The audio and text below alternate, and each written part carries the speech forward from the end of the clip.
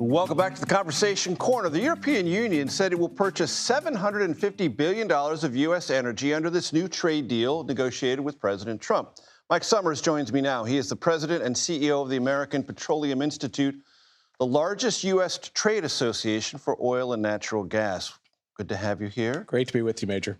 So, Mike, as I understand this is a thing that I've seen the Europeans say is actually fine because it's part of a transition that's probably too long in the making from Russian gas sources to liquefied natural gas from the United States. That's what this is principally about, right? That's exactly right. And this is a very big deal.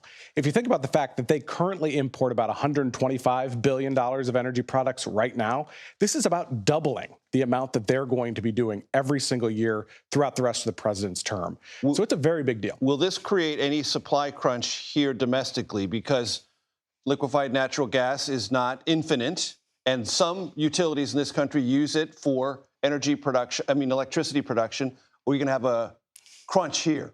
I don't think we will. We have almost an infinite supply of natural gas here in the United States. This is all about whether or not we can access those resources. And that's one of the reasons why the important aspects of the One Big Beautiful Bill have really been underestimated. The access that we're now granted to the Gulf of America, to the state of Alaska, to federal acreage onshore, really is going to allow us to find resources that we haven't been able to find before. But you know, and I know, because I have friends in the business, that's costly, it's time-consuming, it's not going to happen overnight. That exploration and bringing that up, it's 3 to 5 years.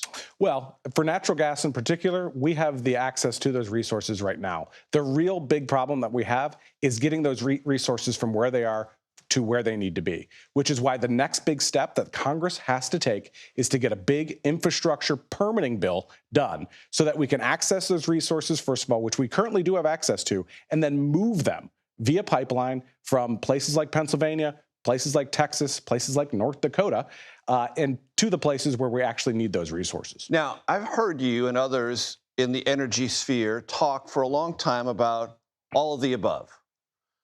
The big, beautiful law isn't all of the above.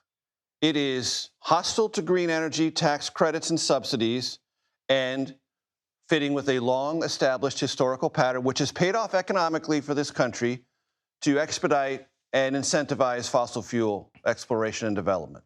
Like I said, there have been tremendous economic gains for that, environmental costs, yes. But why now are we sort of collectively walking back from the all of the above? Well, the one thing that we know is that we're going to need a lot more energy in this country.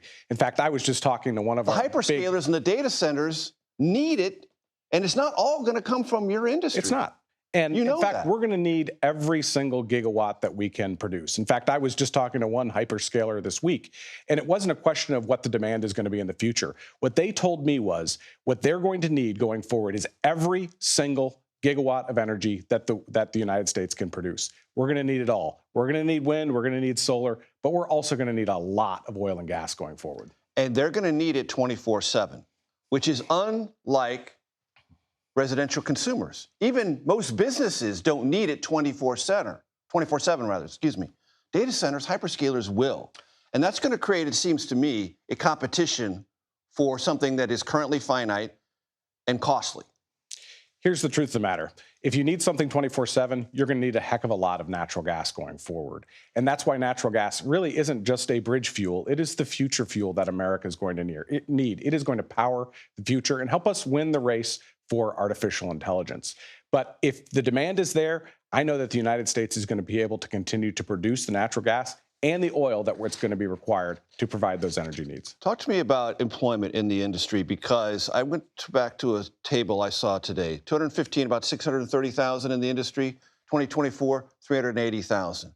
Artificial intelligence, better, efficient manufacturing and extraction means more supply, but fewer actually employed doing that work. And that trend line, I'm told and have read, is going to continue. So I think the next big revolution in the American energy industry is going to be brought to us by artificial intelligence. If you think about the fact that we're currently leaving about 80% of the resource in the ground, How are we going to find or get the rest of that resource out of the ground? It's going to be artificial intelligence, which is going to help us find the substructure in the United States that we currently don't have access to.